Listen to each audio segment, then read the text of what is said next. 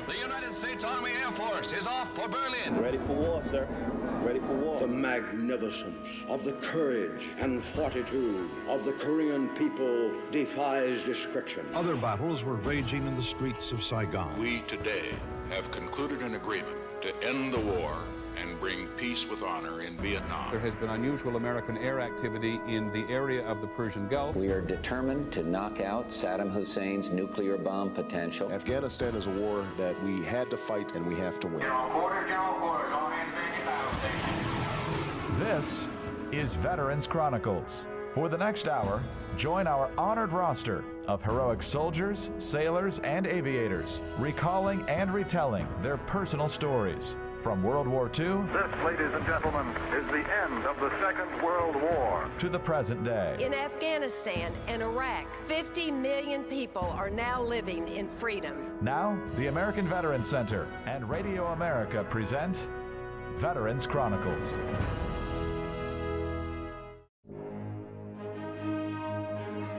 Our guest this week on Veterans Chronicles is retired U.S. Army Command Sergeant Major Tom Satterly.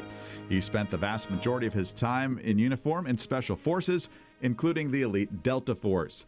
He is perhaps best known for his service in Somalia, immortalized in the motion picture Black Hawk Down. Tom is now an accomplished speaker, traveling the country and speaking out on veterans issues. And, sir, thank you very much for your time today. Oh, thank you for having me here. I really appreciate it. Anything to get the word out to people, we love. Excellent. Happy to help in that regard, and happy to tell your story as well. Where were you born and raised? Columbus, Indiana. Yeah, seems like forever ago. What part of Indiana is that? That's central, just about an hour south of Indianapolis. Fantastic. Just a typical small-town upbringing? Absolutely. That was the smallest town I've ever lived in, actually. When did you join the service and why? That's a funny story. Actually, 1986. It was February 1986 when I went in, but I joined in the fall of 85.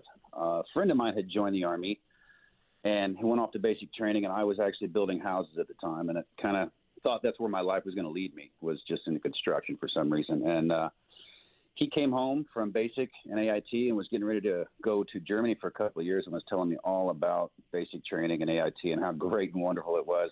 And we were on our way to a John Cougar concert in Indianapolis.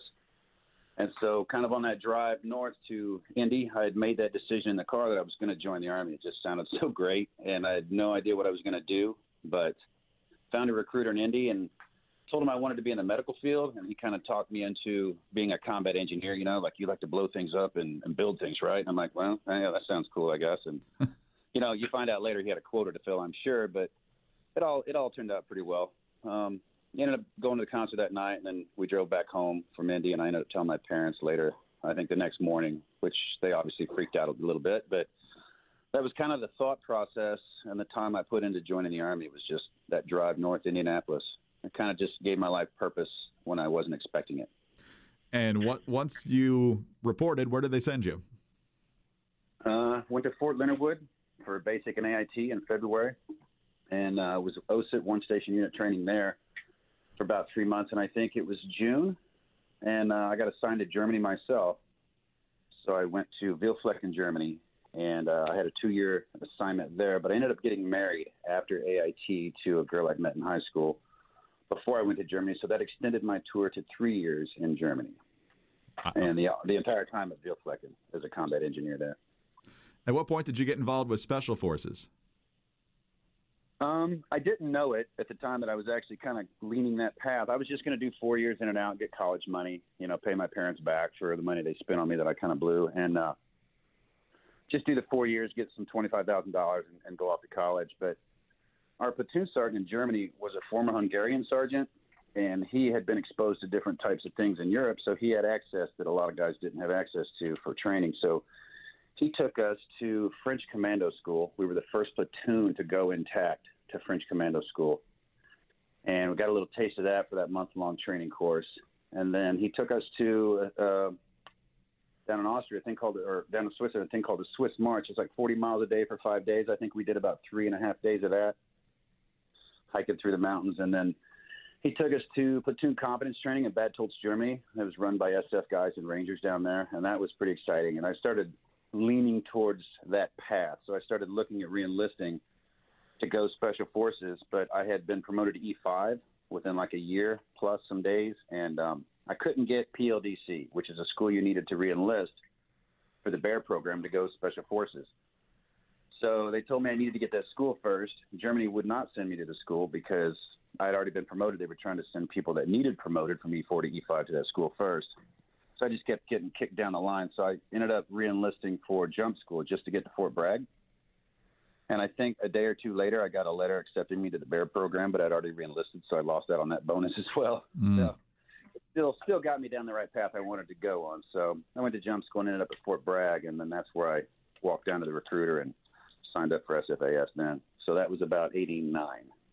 89, and then when did the idea of Delta Force appear?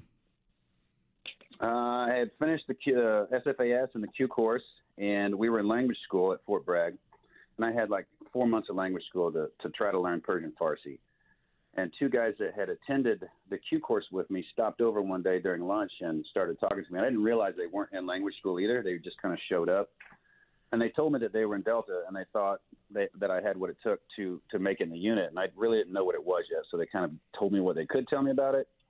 And I just kind of told them that day that I thought I'd go ahead and put in for selection. So they called the recruiter for me, and kind of so I wouldn't back out maybe. But called the recruiter for me, and we set up a time where I would take the PT test. And I actually did that before I went back to before I got assigned to Fort Campbell in Kentucky. And I think I went to Fort Campbell, Kentucky, maybe December of 91. Let me see, I want to get my years wrong here. But I ended up spending about 3 months in Fort Campbell. And they were deployed for the first Gulf War at the time. So there was not a lot of people there. And all I just did was train for selection. And I went in the spring of 91 and actually made it. And went back to Fort Campbell, was kind of packing my bags and waiting for my time, and they all redeployed back home. And they were like, hey, we got a new guy here. And I'm like, yeah, don't worry about it. I'm leaving next week. So packed my bags up and went right back to Fort Bragg for the next 20 years. Amazing. Well, let's talk about your first major combat deployment, which turned out to be Somalia. It started off, of course, as a humanitarian mission and got a little more complex beyond that. What was your reaction to being deployed there in the first place? Excited. We were really excited about it. It was we were training up that year, early 93, doing a lot of work with the helos and everything, and just kind of rotating through with different Ranger battalions. And not sure if we were going to go, but we were prepping for it the entire time. And actually, during our train up for it, one of the helos actually crashed, and we didn't really realize at the time, but it was kind of a practice for what was to come in the future. One of the little birds that were coming in doing a gun run during the train up, their skids caught a treetop, and they went the week before deployment. The things you don't think about, all the other stuff that goes through your mind, that probably didn't. So as I've read from your oral histories in other places, there had been some minor action prior to the events of early October 1993, but the events for which you'll be forever linked and which are absolutely indelible in many people's minds, this was really your first major combat experience. Explain how the day unfolded. So 3 October, prior to that, there were several minor incidences. I mean, we were pretty excited about it. And, you come back, nobody good got hurt, some shots fired. It was nerve-wracking and scary, but, you get back and you're high-fiving and telling the stories of how everything went right. So that Sunday at 3 October, me and a couple other guys had gone out for like a 5-mile run around the airfield along the beach, and it was about midday. And when we came back, it was probably 1 or 2 o'clock in the afternoon, and some guys were playing volleyball. Some of the commanders were taped to their cots, as a joke, and watching the volleyball game going on. And then we noticed people started stirring pretty fast, and people started going over to the talk, and the team leaders were rushing in there, and they, then the word comes out, kid up, So that's basically how it went every time. Just somebody would come out and say, get it on, and would put our kit on and run to the helicopters. The helicopter pilots and the crew chiefs would crank it up, and we would sit and wait. And obviously you can't hear anything. So they'd run out with some notes. Team leader would show everybody sitting on the bird waiting to go, kind of where we were going to land, a little bit about who we were going after, a little bit about the threat, and we would launch. And we prepped that so we could take off as fast as possible. We knew that our time was a consideration and how long these people stayed at meetings or stayed in town. So we'd get word from somebody we had in town that there was a meeting going on. They'd send the signal up to the ISR in the sky, and we would launch. Typically, we would never know where we were going, just a direction that you would take off running when, to get out of the brown out of the dust. So come back already dehydrated from that 5-mile run, throw our kit on nice and sweaty, and take off. Night vision, don't need it. Water, just grab a bottle. Don't need food. We'll be back by dinner, probably an hour later. And so we basically, the team leader runs out, shows us some pictures, some buildings. Okay, got it. And we go in and immediately on infill, we're taking fire. RPGs, helicopters are taking fire. They were expecting us. We knew it was near the Bakara market, which is where they sold a lot of their weapons anyway. So everyone had access to it. What we didn't know at the time, we found out some years later there was an Al-Qaeda training cell several blocks up the street who decided to join in on the fight as well. So that kind of didn't work out too well for us at all. I know my team infilled a little bit north of the target due to brownout. They had to hold up, so we kind of infilled outside of the blocking positions. And since we were taking fire, we had to get off the street right away. So my team ends up taking down a house really quick, puts the family in the corner, and we try to make a quick plan on how we're going to get into the target building.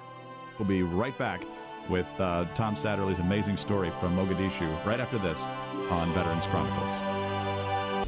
Veterans Chronicles, presented by the American Veterans Center and the Radio America Network.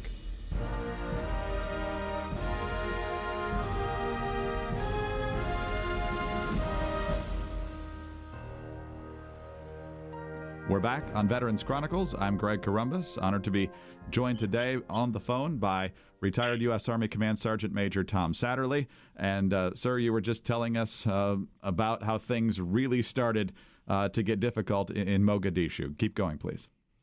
We knew it was a little different. So we turn in, with the back of our minds, we're thinking, okay, we're now approaching a friendly position, a blocking position. It's designed to keep everybody out. We're going to have to figure that out. Without getting shot. We're going to have to move, obviously, down the streets with our small element up to the target building and get in, and finally made it in there. And rounded up about 12 to 15 detainees and loaded them up onto the 5-ton vehicle. We started to prepare for exfil. Everybody's getting together in one little courtyard with a group of Rangers, and they're loading the vehicles up that made it. And that's when one of the 5-tons got hit with an RPG right there in the street. And then kind of simultaneous, I heard an RPG go off into the air. We look up, and you see an RPG flying, and then there's a helicopter spinning out of control kind of over top of us. And we knew right then that the mission had changed quite drastically. And so we're just kind of waiting for word. We knew we weren't exfilling now. We just knew we had to go to a different site. At the time, I didn't know there was a second helo shot down yet, if it had actually been shot down at that time. So we just made a quick plan that we were going to move east a couple of blocks, turn north a couple of blocks, and try to find this crash site.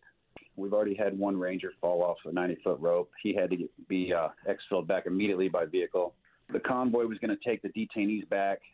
They were also being tried. They were tried from the air to guide them on the ground, over the radio of where to turn and how to get to the crash site and how to get out of the target area. But with the delay from the guys in the air telling the people on the ground to turn right, by that time that they heard that, they were already past the intersection. So there was a lot of confusion and a lot of getting lost and making wrong turns as they were trying to just locate this place. Plus, they'd run into burning tires and roadblocks, and they were just being diverted. So the motorcade, or the convoy, never made it to us till the next morning, 18 hours later. As we were preparing to leave our courtyard, there was a metal wall and a gate. I remember a Ranger was leaning up against it, just sitting down, taking a breather. And I remember he just got shot through the neck, right through the metal gate. And that's when we knew we had to move. So we put him on the convoy to get him out of there.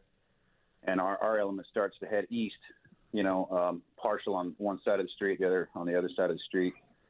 And every intersection we passed, there was hundreds of Somalis kind of paralleling us, a block or 2 blocks up, shooting at us. Each time we approached one, we knew we had to prepare for it. We knew we were going to start taking fire, so we knew we had to return fire immediately and set it up and block it. But we also had to give up security for speed so we could get to the crash site quicker, because we knew the Somalis were racing us to the crash site to try to get the wounded and pull them out. And we didn't want that at all. So gave up a lot of security and just started moving very fast. And everything was okay, really, until we turned north. And pushing. We had 2 more blocks to go to the crash site. And that's when the volume of fire really started erupting on the eastern side of the street. I was on the western side. I don't know if it was the shadows or just the way it was laid out, but the guys on the eastern side were getting hammered more. And that's when Earl got shot in the head, and that was just his last movements. I remember watching a couple guys pull him in off the street into one of the buildings, and I believe that's as far as they ever made it, about a block and a half away from the crash site. We fought our way all the way up to the crash site and ended up taking down a couple of houses on that intersection to hold them the entire night. The house I was in had about 6 young women in it and one adult man. And we just put them in a corner, handcuffed the guy, left everybody else in the corner, and had to watch them the entire night while we were taking fire, as everyone just tried to get in and crush our building. And it was weird the way it was going down. We knew we couldn't get out, and we knew they kept coming, but they weren't deterred by the little birds with their rockets and their miniguns. I mean, those little birds kept everybody at bay all night for us. It was difficult. We had no night vision, no water, no food. Talk about the lack of night vision. How much of a difference do you think that would have made if you had had it? That would have made all the difference in the world. We had no distance where we could see anybody, so they could easily creep right up on us. I remember engaging targets, 2 feet away from me that I didn't know were there up until the last second. We had some guys I looked at one point, and there was an assaulter low crawling through the wreckage of the helo, holding up one of the Kevlar plates from the seats in front of him as he was taking fire, trying to get one of the pilot's night vision out of there, just so somebody could have night vision to see. But had we all had night vision, and that's one of those problems that never happened again, if you know what I mean. Nobody would ever leave for a mission without taking night vision, no matter what time it was after that. But had we had it, we could have used our lasers on our weapons, our floodlights, our IR floodlights, and easily could have seen into buildings blocks up the street and kept everybody further away. 18 hours of devolving conditions is how you've often described this. Explain what happened over the rest of the night and into the morning.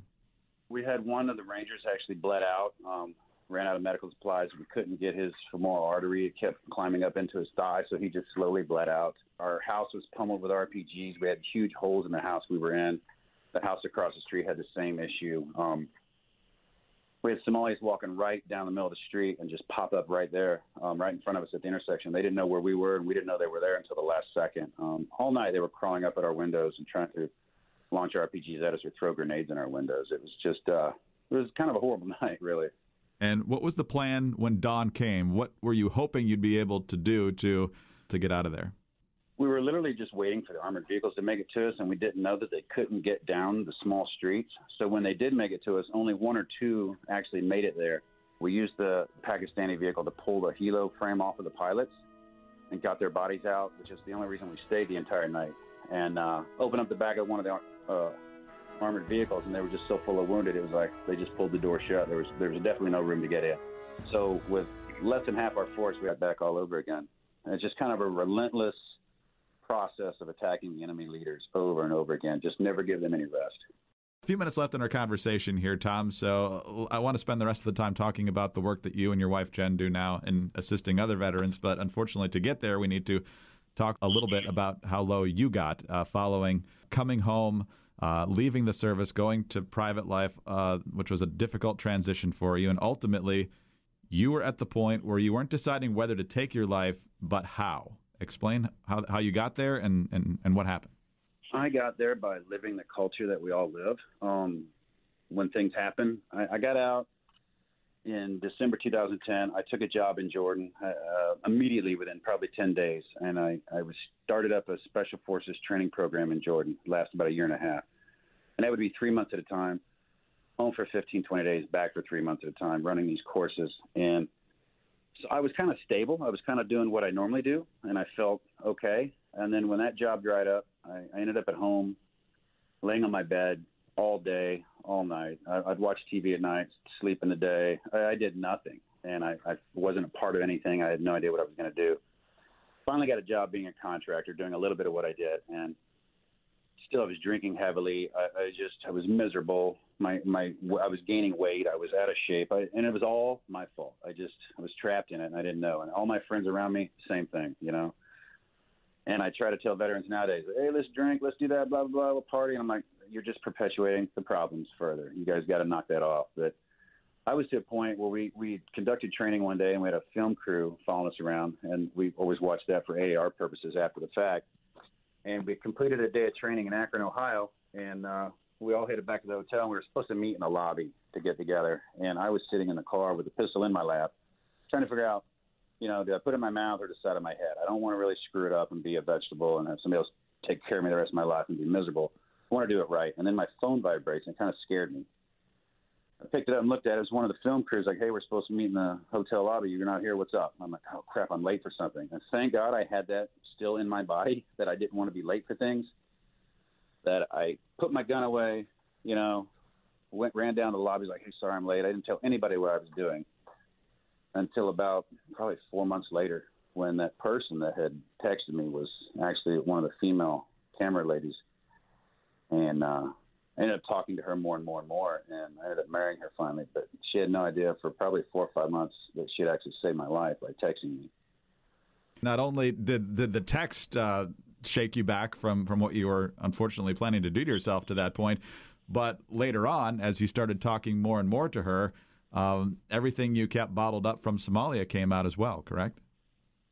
Absolutely. I flew to St. Louis for a weekend once to, go out on a date with her. And we were at a street side cafe somewhere in St. Louis. And she's like, well, tell me about Somalia. And I'm like, what? I don't talk about that. I never do. And she was interested because the person who had hired her to do the filming had said, these guys are from Somalia. You should really check it out. And she'd watched Black Hawk Down, which I don't think I still have watched all the way through yet. And so she was curious, and she asked me, and I just kind of looked at her. So I tried to start talking about it, sitting at this table on the street with people all around. And I just started bawling, and I had no idea what was wrong with me. I was embarrassed. I was covering my face. And the more she asked, the more I tried to talk about it, the more I bawled. And I was like, you have to stop. I don't know what's going on, but something's wrong with me, It's like, no, there's nothing wrong with you. It's poison. It's literally poison in your body that you've been holding for years. I'm like, but it's 20 years ago. That's not even there anymore. She's like, no, it's molecular. It's all there. Tom, we need to take one more quick break. We're going to continue right where we left off in this story. We'll be right back.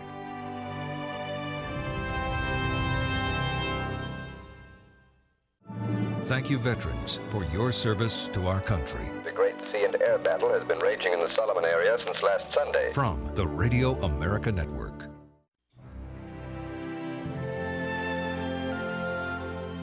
Welcome back to Veterans Chronicles. I'm Greg Columbus. We're joined today by retired U.S. Army Command Sergeant Major Tom Satterly, veteran of Army Special Forces, Delta Force, served in Somalia and Iraq, and we're talking about now just the point where he nearly took his own life, if not distracted by a text message.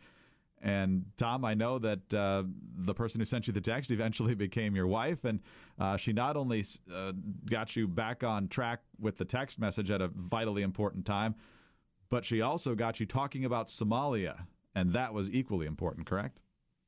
Absolutely.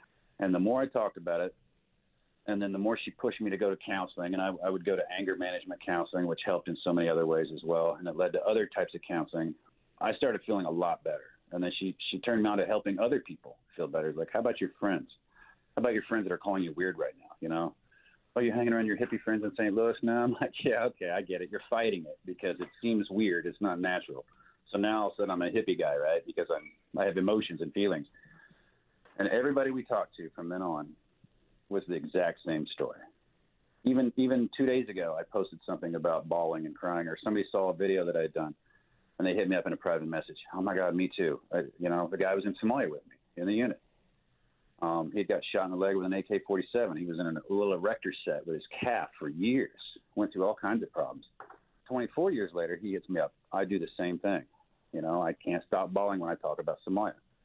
So I'm like, okay, well, when you watch TV shows like, people fixing up other people's houses for, doing good deeds for them, or low price house fixing, and at the end you see how happy they are. I go, do you get emotional? Like, yeah. And I go, all right, I'll tell you.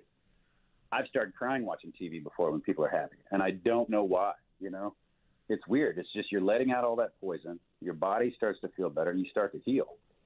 And everybody that we talk to does the same things. They've all gone through the same stuff. Talk a little bit about the All Secure Foundation, and I know you've got a book entitled All Secure coming out as well. Absolutely. Yeah, we've actually formed two entities, All Secure Foundation and All Secure Mission. Initially, we started the foundation. Our goal there was to help people who are struggling to find the help they need, whatever it might be, from substance abuse to marriage counseling or just family help. We want to get them to start to deal with their PTS. Our original goal is to stop calling it a disorder, because nobody likes to be told something's wrong with them, and basically it's just a natural reaction to stress. It's not a disorder, it's a natural reaction. So our goal is to try to remove that. I know a lot of people have already started doing that. We just try to help educate people on that as well. In addition, we're doing several fundraisers this year to raise money to send veterans or their family members to get help that they need at vetted facilities such as Warriors Heart or Station Foundation and Mission 22. We're teaming up with a lot of these because we want to be a resource library for those who are in need and don't really have the capacity to wade through all of the paperwork that we had to wade through, that Jen waded through to try to find me help. Who takes TRICARE? Who actually understands what PTS is? Who can actually, talk to you and actually get you help without taking you down a wrong path? Because when I was at my low point, Jen spent hours and hours researching for help online, and I just kept coming up short. So she didn't know who to turn to and who was legit, and definitely didn't know what to do to help me. So she wanted to build out a resource library like I spoke about of sorts, so families can come to the site, find out vetted nonprofit organizations that assist veterans and their families. Additionally, we wanted to help gather articles and information to put on the site as well. And like this, we're doing podcasts and videos to get the word out. And the more we do and the more people see it, the more, my phone starts ringing off the hook with texts. But while digging, we found that hole. Like, where do we get the help? There's help out there, but there's a hole in where to get it. So she wanted to fill that hole for people in remote areas, people who are still in and overseas who need help as well, because it doesn't start the day you retire. It starts the day it happens. And that's kind of, I'll talk about that in a little bit, but how we got Congress as well to help fund it in the military versus just out of the military as well. People who can't go to treatment facilities, for a few weeks at a time, people who just don't have the money, or they're embarrassed to ask for help, or don't want to go outside the home. So we want to help them begin their step to recovery and build a better life with online courses. So my wife and I, and along with the help of experts, are developing 30, 60, 90-day courses on everything from getting your health right, which is very critical, I found. Bad diet, which, if it goes in your gut, it goes to your head. Bad quality of life, and trust me, I know about bad quality of life. And then all the way to marriage reset or coming home and readjusting to life after deployments and so on. I had so much trouble trying to reconnect with my son, who basically doesn't know me. He's in AIT right now, and he's starting to get to know me a little better, but I was always gone. So every time I came home, I had to get to know my son. I didn't know how to raise a son. I was never there. So we're helping people with that, because you don't just have a veteran with a problem, you have a family with a problem. So once you learn how to readjust to home life, you can start building on that. Recently, we've been working with a lot of professionals in their fields to bring effective ways to rebuild people's lives. We're working on several locations to host 4-day reset programs, again, from marriage help to transitioning into civilian life as well. And we're starting to develop those for 2019, hopefully by the end of 2018, but we're kind of looking forward realistically at 2019 for those courses. But Jen went out, she got her certified health coach license, and she's worked with hundreds of veterans and their spouses as well. Tom, it's valiant work that you're doing, you and your wife, and the fact that you're helping so many other veterans is perhaps the best news of all. Thank you so much for your service. Thank you for what you're continuing to do, and thank you for your time today with us.